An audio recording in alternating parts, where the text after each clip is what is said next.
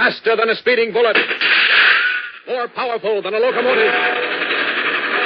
Able to leap tall buildings at a single bound.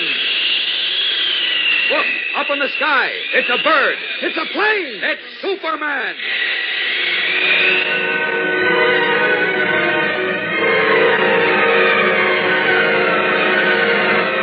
The Adventures of Superman.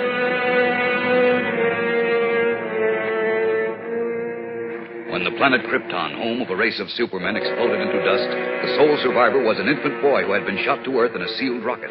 Today, that boy, grown to manhood, is known as Superman, sworn enemy of the forces of evil. To aid him in his never-ending fight for truth and justice, he masquerades as Clark Kent, crime reporter for a great metropolitan newspaper. His secret is carefully guarded. No one is aware that Kent is Superman. No one but you. Join with us now as we embark on another of Superman's exciting transcribed adventures as the Man of Steel solves a murder and a mystery in The Diamond of Death.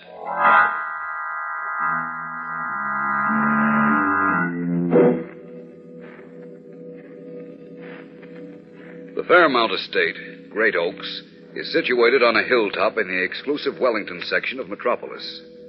From the scrolled iron gate that once ensured the privacy of an Italian prince, the broad green acres rise to the huge gabled house in terraced formality.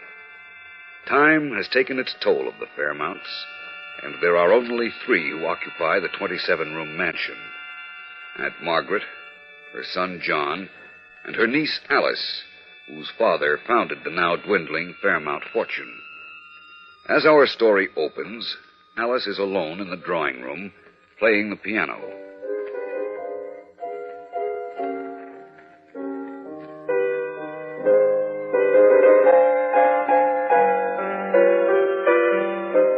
Is that the only piece you know? How many times have I told you not to sneak up behind me? That's good practice. You didn't hear me come in, did you? No, I didn't. And I don't like being spied on. Ever since you got that correspondence school detective course, you've been unbearable. Gumshoeing around the house, frightening your mother half to death, picking at locks. It seems to me, John, it's about time you grew up. When I want your advice, I'll ask for it. You think you're pretty high and mighty because you're going to be 21 tomorrow.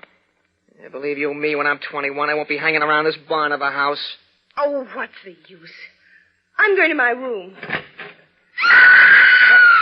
What was that? It's Mama. Hey, Mama! Mama, what happened? Mama, what happened? What happened? Oh, my nerve pills.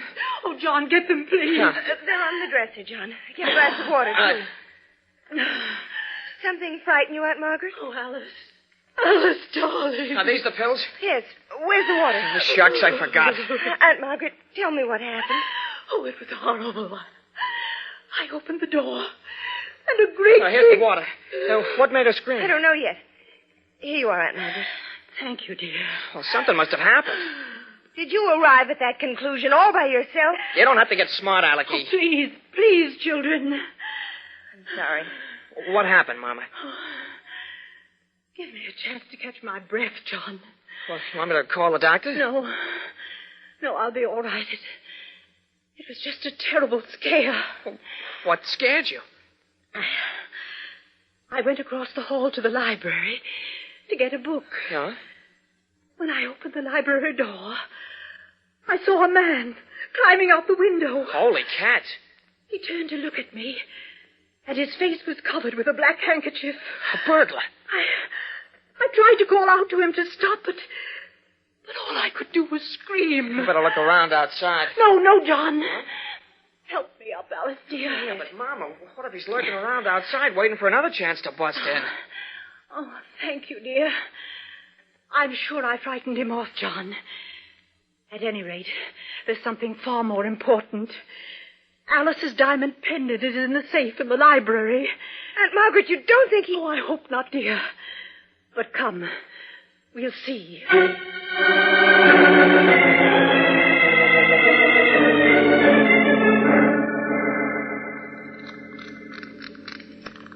$14 right. 7 left. There. Aunt Margaret if anything happened to Daddy's diamond. We'll know in a moment. It was in this metal box. It's here. Oh, thank heavens. You sure make a lot of fuss about a hunk of jewelry. So what if he did take it? It's insured. You wouldn't understand. Alice's father brought the diamond back from Africa, John. It's the only one of its kind, and it's worth a fortune. Hadn't we better call the police, Aunt Margaret? I don't think it's necessary, dear. Obviously, he tried to get into the safe and couldn't. All it would mean would be a lot of questions and nothing accomplished. Someone's at the front door. Wait a minute. Don't anyone move. I'll look out the window and see who it is. John, be careful. Don't worry.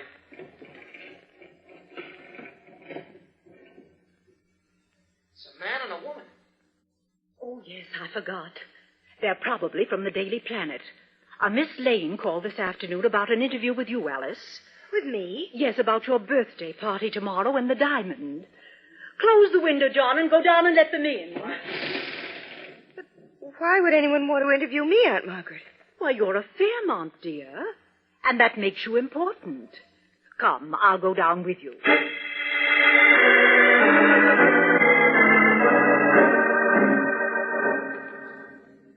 I'm sorry I was late, Mrs. Richards, but Mr. Kent drove me up and somehow we got lost. Oh, sure. Always blame it on the driver. Oh, it's perfectly all right. And if we seem a little disorganized, it's because we've had some excitement. Yeah, a burglar broke in and tried to steal my cousin Alice's diamond. What? John, don't exaggerate. Well, he did, didn't he? When did this happen? Just before you and Miss Lane arrived. Oh? I surprised a marauder in the upstairs library. Whether he was after the Fairmont diamond or not is a question. Did you notify the police? Well, frankly, no. I believed I frightened him off. I noticed a man out front when we drove up. You did? Yes. He was short and dark with one of those little hairline mustaches. Well, that's Mario. The chauffeur. It seems to me the police should be notified. Don't you think so, Cor? Wouldn't hurt. What's your chauffeur's last name, Mrs. Richards? Corelli. Yeah, Mario Philip Corelli. Oh. He was born in Sicily, and he's got a scar on his face where a black hand guy cut him with a knife. John, I'm sure Mr. Kent isn't interested in Mario's personal history. Oh, on the contrary, Mrs. Richards, I might very well be. I have a vague feeling I've seen him somewhere before. How long has he been with you? 3 months. I wish, John, you'd learn not to answer questions for others. I'm perfectly capable of replying. Okay. Mario wasn't the man I saw in the library, Mr. Kent, if that's what you're thinking. This man was tall and blond. I see. Well, this is all very interesting, but actually we came here to get a story on Miss Fairmount's birthday, and nobody has paid any attention to her. That's quite all right. Oh, forgive me, Alice, dear. Of course, Aunt Margaret. You'll be 21 tomorrow, isn't that right? All of 21. And you're going to celebrate the occasion with a party. Aunt Margaret's giving me a party, yes. It'll be a masquerade with 200 invited guests. I see. Here at Great Oaks, I presume. Oh, most certainly. Well, that's fine. Now, about the Fairmount diamond. Well, in accordance with the last wishes of my dear brother, Alice's father, I'll present the Fairmount diamond to Alice at the party. That's if that burglar doesn't come back and steal it. John, that's not amusing. I think it's disgusting. You would. That will be enough, John. Just one more thing, Mrs. Richards, and we'll go. May we have a photographer at the party? We'd like a shot of the presentation of the diamond. Well, by all means, and unless Alice has any objections. No. Good. Thank you so much for seeing us, and best wishes to you, Miss Fairmount. Yes, many happy returns of tomorrow. Thank you. And if I were you, Mrs. Richards, I'd certainly notify the police about that marauder. Yes. Yes, I think I shall.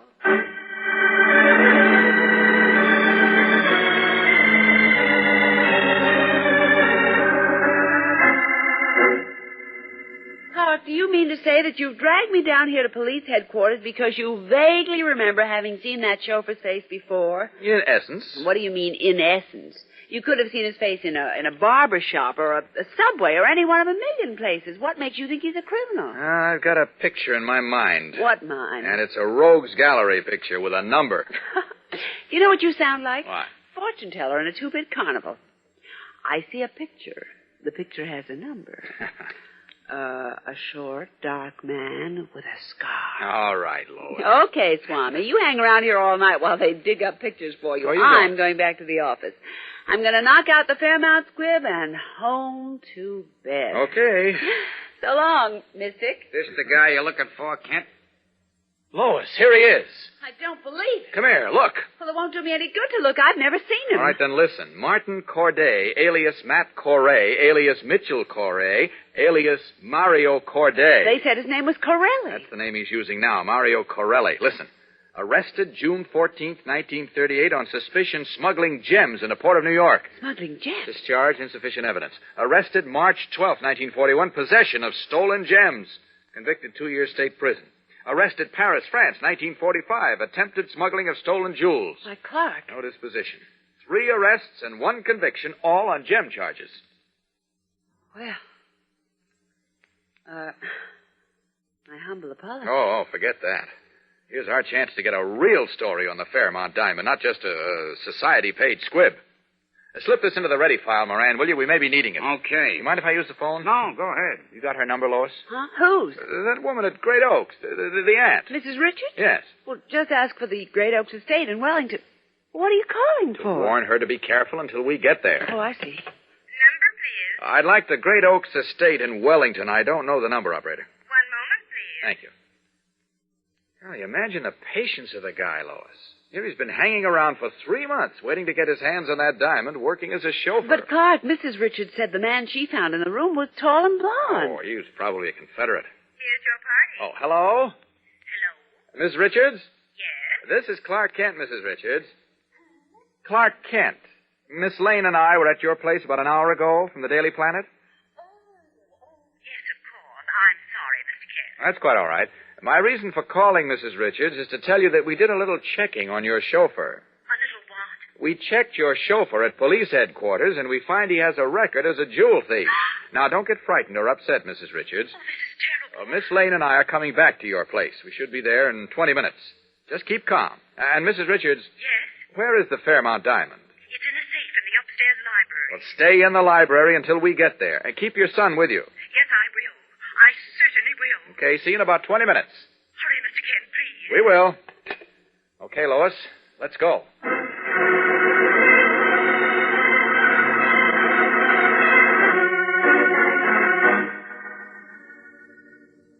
I don't know how to thank you, Mr. Kent, for having uncovered this horrible situation. Glad we were able to track him down. To think that we've been harboring a thief in our midst for almost 3 months. Why, it makes me shudder. I knew there was something fishy about him right from the beginning. I didn't like his looks. John, don't be childish. Well, I didn't. Excuse me, but, Clark, how are we going to handle this? It's getting late. Well, we can't prefer charges against him because, so far as we know, he hasn't yet committed a crime.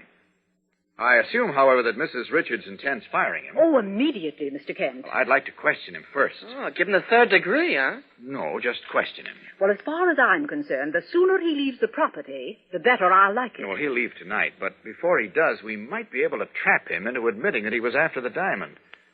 John, would you like to lure him into the trap? Oh, sure. All right, where's his room? Well, it's over the garage. Is he there now? Well, he should be. You want me to find out? No, wait. Here's what you do. Huh?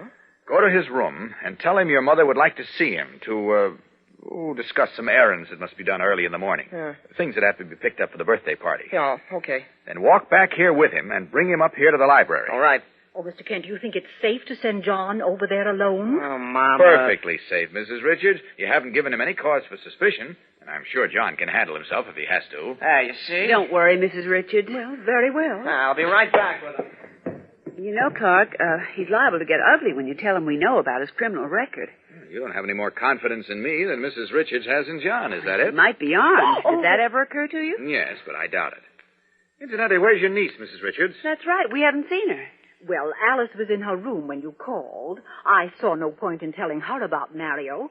I was afraid it might disturb her too That much. was wise. She's probably overexcited about her birthday party as it is. Well, it wasn't so much that. I don't want you to misunderstand, but Alice had developed a sort of schoolgirlish infatuation for Mario. Oh? Oh, nothing serious, of course. Clark, what was that? It's John! Stay here. I'll go down.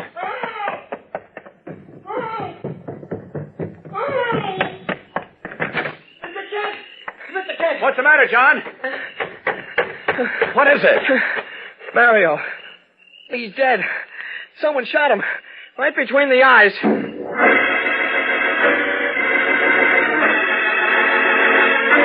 We'll be back in a moment for part 2 of The Diamond of Death.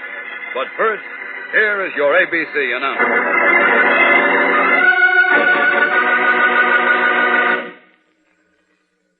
Sunday is a very special day on ABC to millions of listeners. Favorite people like Walter Winchell, Drew Pearson, Luella Parsons, and Jimmy Fiddler are included in the Sunday lineup. Now, the afternoon brings film actor Edward Arnold portraying Mr. President. The lovely voice of young singing star Betty Clark and The Greatest Story Ever Told offers a moving half hour of drama from the Bible. Other highlights for Sunday on many ABC stations include Stop the Music, The Amazing Mr. Malone, Chance of a Lifetime, and Music with the Girls, which stars the all-girl orchestra and chorus with the top songs and music of the current Broadway and motion picture successes. Many of these favorites can be heard by you over this ABC station. So listen tomorrow, and remember, ABC is dressed in your Sunday best. Yes, be sure to hear Walter Winchell, Stop the Music, Luella Parsons, Drew Pearson, and many other great Sunday highlights over ABC, the American Broadcasting Company, tomorrow. And now, back to the adventures of Superman and the Diamond of Death.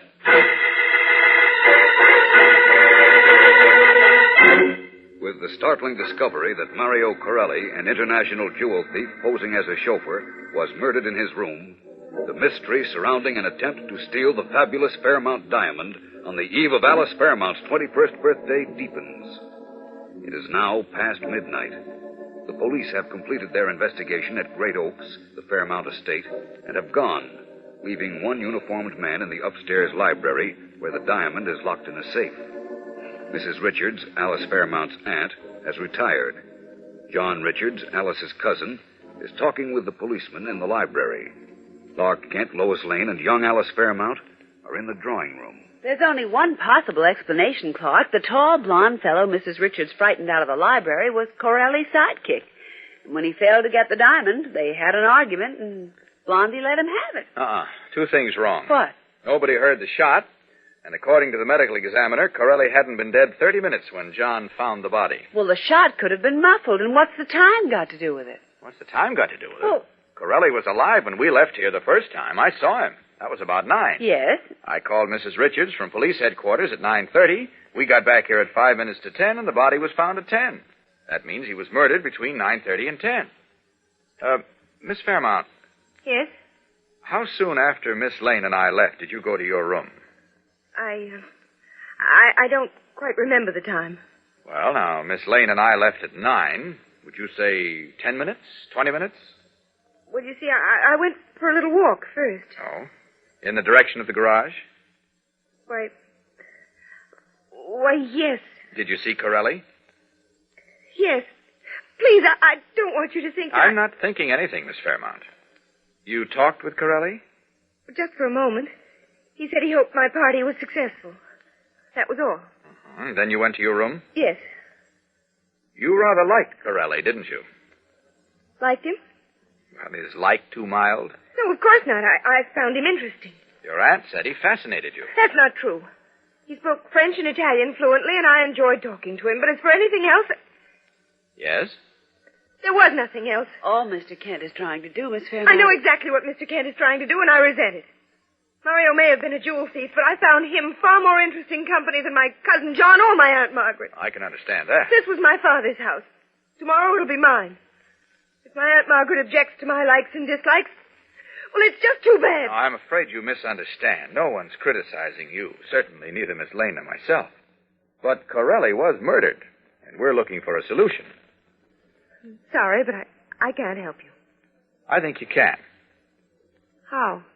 Would you invite us to your masquerade party tomorrow? Why, yes, if you'd like to come. We would, very much. Then of course you're invited. Will you be in costume?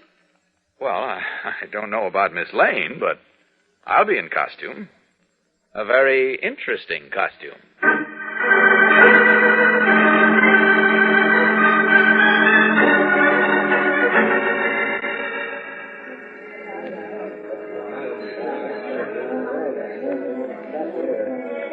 You look lovely as a gypsy girl, Miss Lane. Well, thank you, Mr. Kent. I wish I could say the same about your Superman costume. Oh. Don't you like it? Oh, the costume is beautiful. But? Skip it. I know. You don't think I'd fill it out. Well, after all, Clark, there's only one Superman. Yeah, I suppose you're right. Oh, don't feel so bad about it. Oh, I don't at all. In fact, I'm glad there's only one Superman. You have no idea how glad. What's the matter? How long do we have to stay at this big but, dull party? Until Mrs. Richards presents Alice with the diamond. Oh, hey, I didn't tell you, but the house is surrounded by police. Oh, is it? Mm-hmm. I arranged it with Inspector Henderson. Good, that was smart. When Mrs. Richards arrives with the diamond, all the doors to this ballroom will be locked and guarded. Do you expect trouble? No, but if it comes, we'll be ready. Certainly done a job decorating this room, haven't they? They have. That fountain in the center is fabulous. Yeah. Oh, here comes Mrs. Richards. Oh, with son John tagging along? No, he's probably outside with the cops telling them how to guard the house. He's got the jewel case, Clark. This is it. I guess so. As most of you know, it was my brother's wish that Alice be presented with the Fairmount diamond on her 21st birthday. I shall hold it up for all of you to see. And then it will be my happy privilege to place the pendant around Alice's neck. Clark, the lights went out. Don't move, Lois. Stay where you are.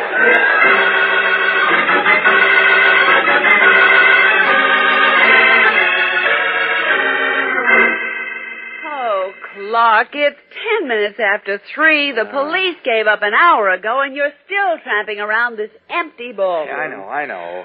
Will you take that silly Superman costume off and let's go? The diamond is gone. Just make up your mind to it. Well, I can't. The doors were locked and guarded. I got to Mrs. Richards a few seconds after the lights went out and she screamed. Where could it have gone? I don't know. When the lights went on again, she was holding the plush box in her left hand and the gold pendant chain in her right. And the diamond was gone, and if I've heard that once, I've heard it a dozen I'm times. sorry, I'm only trying to... Clark, the police have searched the room, and everybody in it. I know, Lois. She was standing near the fountain. They searched the fountain. They drained the fountain, remember? Yeah. Yeah, I was just thinking, that the gold pendant chain and the box were cold, and the plush inside the box seemed to be damp. Come again? Golly, that's a fantastic idea, but if that's how it was done, it explains a lot of things. What's a fantastic idea? Clark. What? I'm asking you what. I think I know how the diamond disappeared so fast. You do? Easy. Someone's coming down the stairs. Oh, it's Alice. Good heavens, are you people still here? From the looks of it, we'll be here all night. Now, Mr. Kent thinks he knows how the diamond disappeared. Mr. Kent, not really. Yeah, I'll have to call the police to get them to do a little fast checking. Well, there's a phone in the powder room, that door over there. Oh, good. I'll be right back. Do you really think Mr. Kent knows, Miss Lane? It's hard to tell what Mr. Kent knows or doesn't know, but there's one easy way to find out. Come on. What are you going to do? Listen to what he tells the police. This is Clark Kent. Let me have Captain Reed, please. Captain Reed, he was here tonight, wasn't he? Yes, he spoke to me. Hello, Ed. This is Kent. No, I'm still up here. Yeah. Well, I think I've got the makings of a lead. No, not entirely, but I think the diamond was stolen last night, not What? tonight. He's crazy. That's right. No, I can't prove it yet, but if my hunch is correct, I will. I think the girl's aunt, Mrs. Richards, is behind it. Oh, no. Shh. Can you get a search warrant to go through the entire house, Ed? Good. Yes, as soon as you can, if you will. Okay, I'll call back if I dig up anything else.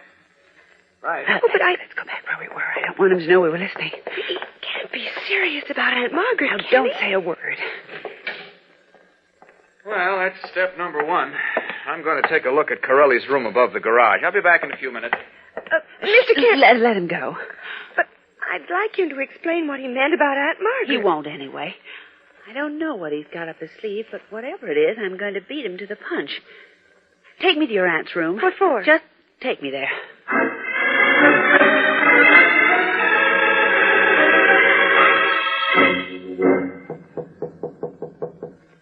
Who is it? Alice. Come in, dear.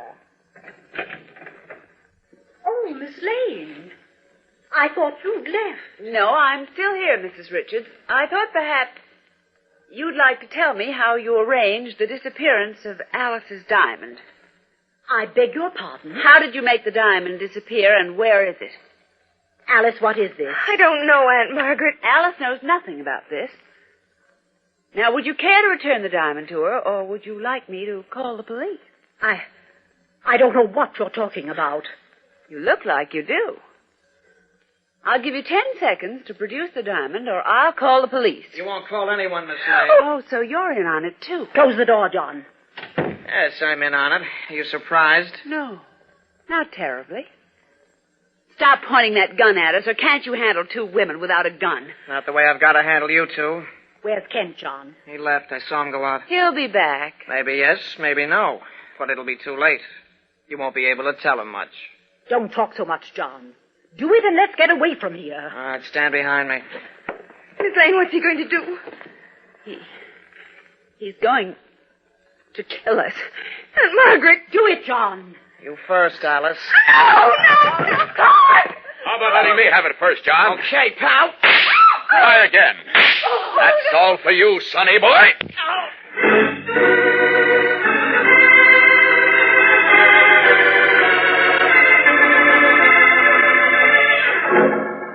All right, Clark, I'm listening. How did you know they were behind it all? Well, you heard their confession. Yes, but... They planned to steal the diamond months ago, but the problem was disposing of it. Yes? That's how Corelli got into the picture. They framed an elaborate scheme for making it look like it was stolen, even to the story about the tall, blonde burglar. I see. But we threw a monkey wrench into the works when we dug up Corelli's record. You see, they were afraid he might implicate them if we cornered him. So they shot him between 9:30 when I called Mrs. Richards and 10 o'clock when John found his body. Yeah, I know all that, but what I don't know... Patience. Now, wait a minute. Corelli, before he was murdered, either had built or built himself a metal mold in the shape of the diamond. But why? The morning of the masquerade party, they filled the mold with clear water and froze it solid, probably with the gold chain attached. Oh, A few moments before Mrs. Richards presented it to Alice, it was removed from the mold and brought in. Uh-huh. When John turned the lights out, she ripped it from the chain and dropped it into the fountain bowl where it melted. Well, sure. And you figured all that out just because the plush box and the gold chain were cold? Well, that started me thinking. Well, it's remarkable. Huh? Now, wait a minute. Just tell me one more thing. What? That horrible brat, John, he fired 2 shots at you. How did he miss? How... I know, it wasn't you at all. It was Superman. Or was it? Huh? Clark, please tell me. Huh. Was it you in that costume, or was it Superman? That, Miss Lane, you'll have to figure out all by yourself.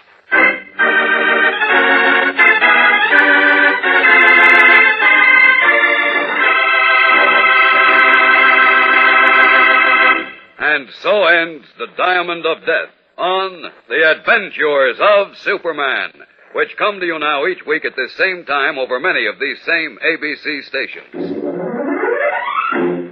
Listen again next week when Superman solves another baffling mystery adventure. Superman is a copyrighted transcribed feature appearing in Superman DC comic magazines and brings you radio's most fabulous character in thrilling stories of action, mystery, and adventure. So be sure to listen when you hear the familiar cry... Faster than a speeding bullet. More powerful than a locomotive. Able to leap tall buildings at a single bound. Look, up in the sky. It's a bird. It's a plane. It's Superman!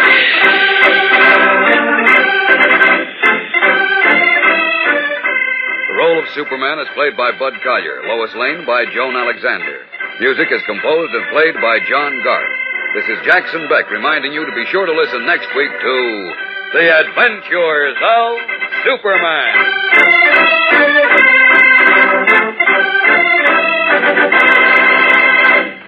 This is ABC, the American Broadcasting Company.